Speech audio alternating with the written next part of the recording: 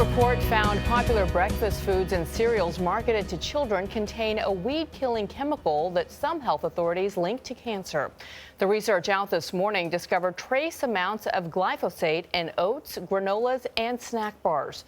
31 out of 45 tested products had levels higher than what some scientists consider safe for children.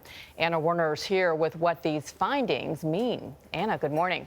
Good morning. Glyphosate is the most widely used herbicide in the country, but some scientists, doctors, and activists want it kept out of your food due to concerns that it might cause cancer. Now, one environmental group finds it may have made its way to your breakfast table.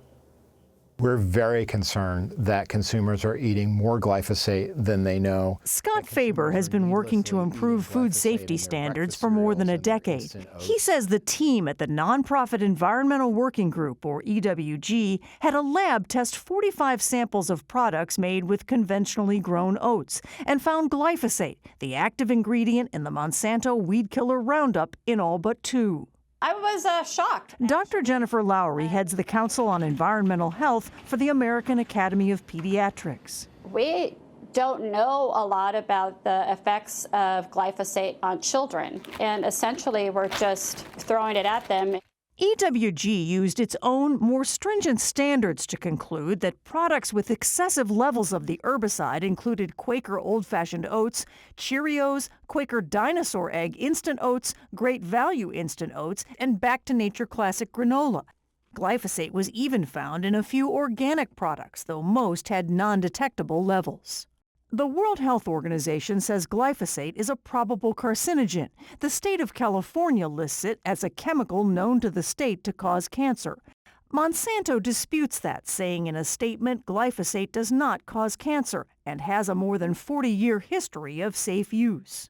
And Monsanto criticized EWG's research, saying even at the highest level reported, an adult would have to eat 118 pounds of the food item every day for the rest of their life in order to reach the EPA's limit for glyphosate residues. Did Monsanto fail to adequately warn of the potential risks? Answer, yes. But last week, a jury in California ordered Monsanto to pay one man $289 million in damages after he claimed the company's glyphosate weed killers caused his cancer. And EWG's Faber is skeptical of EPA's glyphosate limits. We don't think it does enough in particular to protect children. It is time now for them to step up and do their jobs to ban glyphosate. Zen Honeycutt heads Moms Across America, a group formed to raise awareness about toxic exposures. Her family switched to an organic-only diet after her 3 sons developed allergies and other health problems. We want to trust that what is in the grocery store is safe. And the shocking reality is that in many cases it's not. We reached out to the makers of those products. In a statement, Quaker said, "We proudly stand by the safety and quality of our Quaker products. Any levels of glyphosate that may remain are significantly below any limits of the safety standards set by the EPA and the European Commission as safe for human consumption." And General Mills told us our products are safe and without question they meet regulatory safety levels. The EPA has researched this issue and has set rules that we follow. Yeah, so I didn't see Honey Nut Cheerios or Frosted Flakes on the list, but what should you do? Should you be looking at your cereal boxes?